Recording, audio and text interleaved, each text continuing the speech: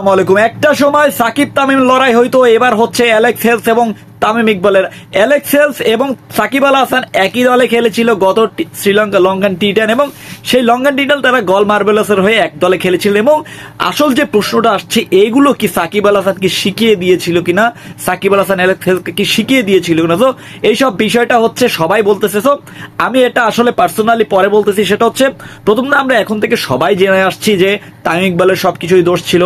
তামিম ইকবাল নাকি অ্যালেক্স হেলসের কাছে এসে বলছে, ভাই তোর সমস্যা কি, তুই নাকি 2021 সালেও মদের জন্য তুই নিষিদ্ধ হয়েছিলি, হ্যাং ট্যাং, পার্সোনাল অ্যাটাক, অ্যালেক্স হেলস এগুলা জাস্ট অভিযোগ কইরা তামিম ইকবালকে নিয়ে একটা ইন্টারভিউ দিছে। সো এখন কথা হচ্ছে তামিম ইকবালের কি বলার ছিল।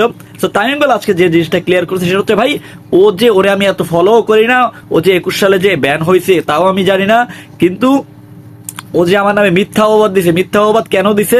প্রথম 21 বছরের একটা ইমন ছেলেটাকে অ্যালেক্স হেলস নাকি কুটুক্তি করছে, অ্যাবুজ করছে। সো অনেক কিছু ছিল, যার মধ্যে তামিম ইকবালকেও নাকি এই ধরনের এমন কিছু অঙ্গভঙ্গি দেখাইছে যেটা কিনা লুকিয়ে লুকিয়ে তিনি জাস্ট অ্যালেক্স হেলস, একটা কথা আছে না বাংলাদেশের, মিনমিন না মিনমিনে একটা কথা আছে। সো এই মনে করেন যে তলে তলে যা করার করতো, কিন্তু ক্যামেরার সামনে আসতো না। তামিম ইকবাল জাস্ট বইরা দিতে, ভাই আমার 17 বছর একটা বাচ্চার যদি আপনি এইসব কথা বলতে পারেন, তাহলে আমি এটা মেনে নিব না। এজ এ ক্যাপ্টেন হিসেবে, এজ এ বড় ভাই হিসেবে আমি এটা কখনোই মানবো না। আপনি একটা বাচ্চার এই ধরনের কথা বলতেছেন। হ্যাঁ, আপনি এগুলো কথা আপনি মাঠে বৈশা রাইখা দিতেন। তামিম ইকবালের যে জায়গাটায় লাগছে সেটা হচ্ছে মাঠের কথা মাঠে রাইখা দিলেই বেটার হইতো। আপনি কেন এটা মিডিয়াতে আনতে গেলেন যে কেন এটা হয়েছে, অমুক হয়েছে?